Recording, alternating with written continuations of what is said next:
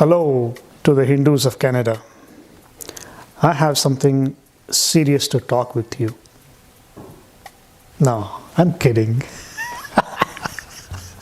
I have nothing serious to talk with you. In general, Hindus cannot take anything serious, They prefer some light stuff, some movies, some dances, an occasional visit to the temple. So I'm not talking anything serious today. So what are we talking? Oh yeah, how many Hindu organizations are there in Canada? I don't know about rest of Canada, but in Ontario and GTA, I think easily 30-40 Hindu associations. So why am I talking about them? No, I'm not talking about them. What I'm talking is that every Hindu organization, I want to compliment them. They're doing a hard work. They're doing voluntary work, man. Nobody asked them to do it. They come on their own. They spend their time. They put up a website. They have a cause. And they take a lot of brickbats, and they don't get much support from Hindus. In spite of that, they spend hours and hours and hours of work on what they believe is the right cause. So, what's the challenge here? In my opinion, in my humble opinion, you have the right to disagree with that, which is a fundamental right. Every Hindu organization, in my opinion, acts in isolation. Say out of the 30-40 Hindu organizations, do they talk with each other? Do they coordinate their work? Or do they act on their own? Now I need to bring into context an example that happened in, I think, 2020. It's a very interesting, reading. COVID struck, and everything was closed down. The Muslim leadership of Canada decided that this is a good time to engage in a conversation to bring in one of their practices into mainstream. So they came up with a very nice story. Hats off to them. It's a very incredible story. They came up with a nice story saying that people are lonely and they feel spiritually detached. So playing the Islamic prayer on a loudspeaker would make them connected. That's a beautiful story. And the reason why it is a beautiful story is it connects with the politicians, it connects with the lawmakers, because we are touching a sensitive chord in their hearts. But that is not even the concern here. They have a right to do whatever they want to do. Does not have a concern. I'm not complaining against them. I'm actually complimenting them. What happened was they introduced this idea, mosque by mosque, coast to coast of Canada. So a mosque in Halifax, for example, took up the matter with the local politicians and say, hey, this is what we are doing, do it. It was followed by a mosque in the neighboring province, then Ontario, then Edmonton, then Alberta, then British Columbia. It all happened in 2 or 3 days' time. I'm amazed at the level of coordination what the Muslim leadership of Canada has demonstrated, which means the entire Muslim leadership came to a discussion.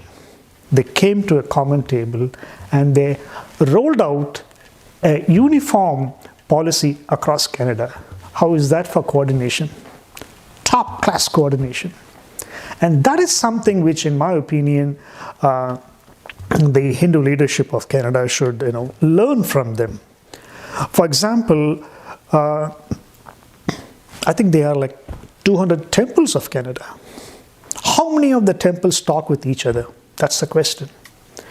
Now, why am I harping on the issue of the temples and the associations talking together is because if you don't talk, they see it. People who are in authority, they notice it. They notice that these Hindus do not talk with each other. The Hindu associations do not talk with each other. The Hindu temples do not talk with each other. So that's the main objective over here. It's not to criticize anybody. Each one is doing a good job in their own right. It's not trying to find fault with other faith, because as you said, I'm actually complimenting their wonderful leadership and coordination skills. So what is the net result of this happening? Let me end up with a hilarious example. Last year there was this farmers rally happening in India. Whatever happens in India, it has its echo in Canada. It's happening that way. We left the nation. We traveled thousands of miles, but the politics continued to travel back and forth every day. And then there were counter protests in Brampton, and then here comes the hilarious part. The mayor of Brampton, his last name is Mr. Brown. That's really funny, right? When he was born, his parents must have seen it as a vision. Oh, this guy is born white, but there's a possibility that he might become the leader of a town which has a lot of brown people. So they must have named him Brown, Mr. Brown. I find it funny. Sorry, no apologies to anybody who might be offended. So all these things are happening in Brampton. The Sikh farmers agitation in the farmers agitation in India, the CAA, and protests and petitions over here, and counter protests by some Hindus.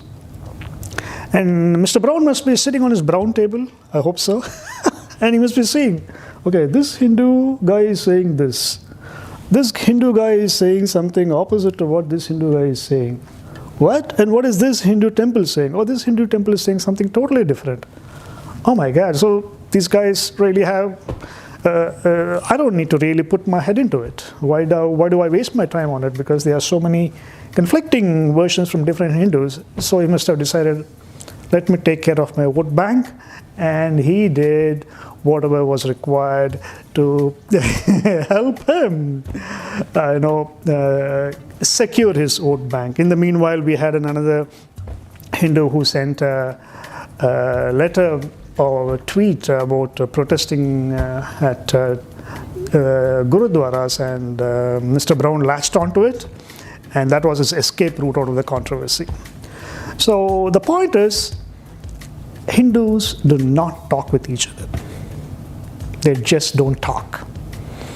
And when the Hindu leadership does not talk, meaning the different associations don't talk with each other, and when the Hindu temples do not talk with each other, the common Hindu stands confused. He doesn't know what to do. The common Hindu did not come here to protest. He didn't come here to, pick up a fight with anybody. He came here for a career. He's concerned about security of his family, of his career, of his children. So if that be the case, we can't go and find fault with an ordinary Hindu and say, hey, why are you not speaking up? I would say if the leadership of Hindus in Canada, whoever it might be, if they come, they don't need to come and discuss every small thing. They can have their own individual identity.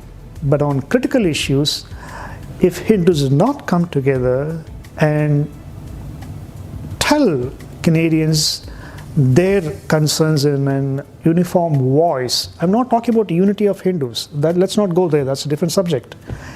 On critical issues, it's important for Hindus to come together, Hindu leadership, not Hindus, sorry, and express their concern in a uniform voice. And that's the only way, we could have